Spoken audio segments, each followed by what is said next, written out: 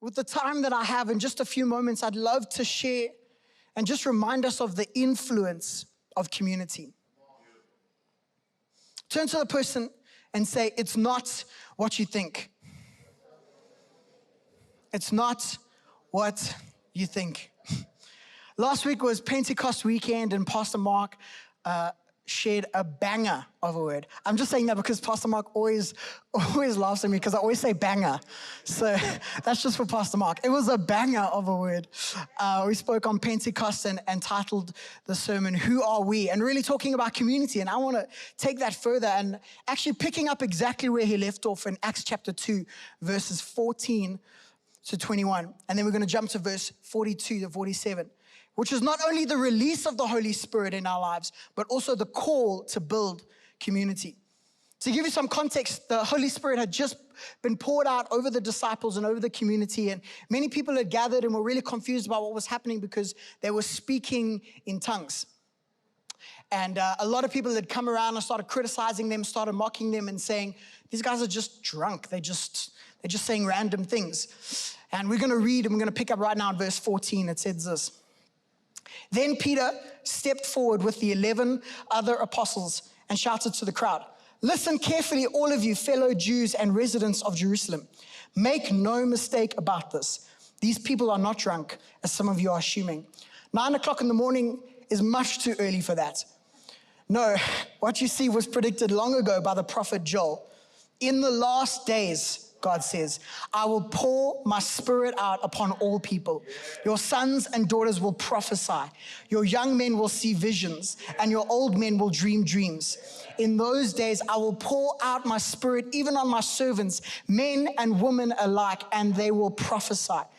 I will cause wonders in the heavens above and signs on the earth below. Blood and fire and clouds of smoke. The sun will become dark, and the moon will turn blood red before that great and glorious day of the Lord arrives. But everyone who calls on the name of the Lord will be saved. What Peter describes here is something that much of us, and maybe people at the time, either didn't even realize was happening. You see, not only was it a moment of the Holy Spirit revealing himself, but it was also a moment of deep impact and influence. That can happen for us too today. It can happen in our lives today.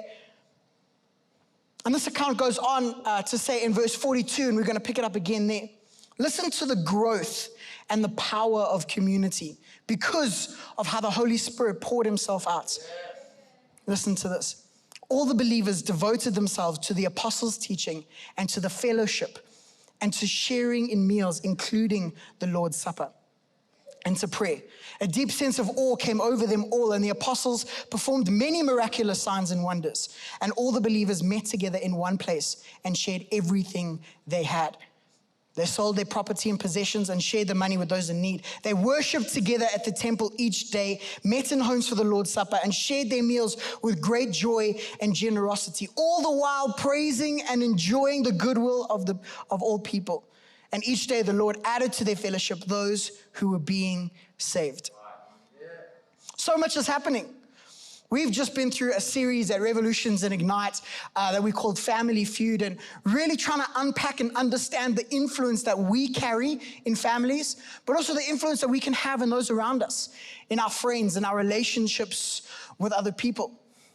But what I've realized through the series and what we've just read about too, is that influence is contagious. It has a way of rallying people together to stir up passion, to stir up hope, to trigger brand new dreams and ideas. And I've picked up on a couple of truths, just 3 simple things that I want to share with us today. 3 simple things about what influence is. And the first is this: influence is love and not control. Influence is love and not control. We read in 1 Corinthians 13, which is one of the greatest definitions of what love can and should be in our lives. Peter describes how love is a vehicle for community, how love is a vehicle for purpose, how it can catapult people into hope, into destiny, into new ideas, how it can empower and build community. And if we allow love to be that driving factor in our journey to unity, our social impact can quite literally be revolutionary. where love can literally stir up a revolution. Francis Chan, he's a profound author, and he's dedicated much of his authorship and his writings to what the church is, to community and to discipleship.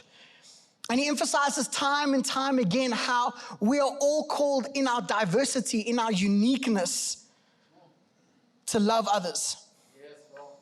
How we're tasked with making disciples. And I'm going to get into that in just a minute. But you see, when we go back to this verse of verse 42, of verse 14 to 21, where Peter starts calling out the crowd, we see that love looks at the person, but control looks at the behavior. Love looks at the person, but control looks at the behavior. You see, the control of the crowd says, because you're drunk, because you're behaving drunk, you must be drunk. Because if I can get you to do a certain thing, if I can get you to behave like I'm doing, if I can control you to meet my box and my standards, that's how you need to behave. But you see, the love of Peter looks at the person. Love steps in the gap and says, you can dream dreams. You can have visions. You will prophesy. Everybody will receive the Holy Spirit. Everybody will receive power and influence. Love is influence, and influence is love. Control says you're drunk, and that's all. But influence of love says you will dream dreams, see visions, and prophesy. Secondly, influence is relationship, not power. One of the fundamentals of influence is to bring change. We wouldn't need influence in our lives if there wasn't a need for change in society, a change in our relationships, a change in our thinking. We wouldn't need influence if that was the case, if we didn't need change. And we've come to such a vital part in youth ministry at Revolutions, and something that has really stirred us as a youth and particularly as a leadership. But life groups have formed some of the strongest connections that we've ever seen. It probably become one of our favorite parts at Revolutions. Not the games, not the pre-vibe, but life groups, a time of connection. Because previously, where there might not have been much space for connection, and where the youth might not have necessarily felt comfortable in other areas to share their brokenness, to share their hurt, to share their loss, to share what their anxiety, their fears, they've found that space in life groups, in connection, where the leaders, where we're able to speak into people's lives, where power could never do that. Where all it took was relationship. All it took was connection. All it took was a little bit of time and compassion, investing in the lives of the youth. No amount of power, no title or amounts of authority can replace what simple relationship can do in people's lives. And we've got this wrong a couple of times, right? Particularly at youth, amongst leadership. We've often tried to use our title and say, why won't you open up to us? But as soon as we've realized, as soon as we try to force things, it doesn't happen. People become almost more closed off because of it. Where if we focus on just building the connection, building the relationship, it can replace what power could ever do. And ultimately, this ties me to the third truth, that influence is discipleship. It's not task. Influence is discipleship, not task. You see, task can grow skill, but discipleship grows the person. Task can grow skill, but discipleship can grow the person. When I just graduated from varsity, I was fortunate enough to be chosen as one of 14 out of thousands of applicants for a program at MultiChoice that was designed to kind of upskill the youth in the film and television industry. And I remember walking into my interview, and I remember walking out, and I was convinced that I had flopped. I was convinced I would never see those people's faces again. And the only thing I can remember in my interview, they kept asking me about, do you know who's your favorite director in the South African industry? I was like, I don't know. I don't know any South African directors in the film industry. Okay, who's your favorite actor? I don't know. In fact, I said Samizi. He's not even an actor. He's like an icon. He's just a. I was like, I don't know. I just know Samizi. But all I remember saying time and time again is, I don't know. But I'm willing to learn.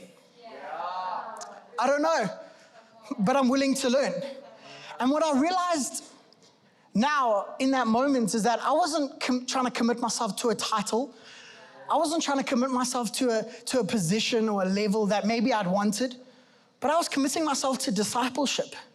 And I think that can happen for a lot of us. We often want the promotion. We often want the title, the category, the group, the community that comes with it, because then we can have influence. Because once we have the title, then we can have influence over people. But I wonder if it's as simple as committing ourselves to discipleship. Then we can have influence. Because that's where influence comes. It's with discipleship, committing ourselves to discipleship.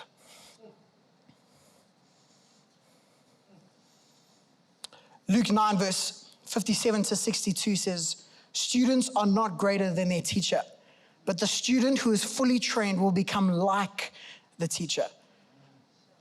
I want to close with this thought. I love what Louis Giglio has to say about this kind of idea of discipleship. And in fact, it's actually his life motto, something that he stands by. And I actually believe that it's something that we could all kind of hold ourselves to.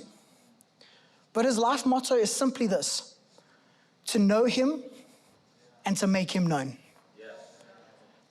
Isn't it as beautifully simple as that? Isn't it as simple as that, to know him and to make him known? Because that's what it is. That's what it's all about. Because influence can only happen in the context of community and only through the power of the Holy Spirit. To know him, to have our own personal relationship with Jesus, to invite Holy Spirit to influence our lives and to make him known in the context of community, to bring influence. That's not what you think. Because it's so much more than that. It's not about power. It's not about control or delegation or task. It's relationship, it's love, and it's discipleship. And that can only happen in the context of community. And we were all made for it. Isn't that great? I love that.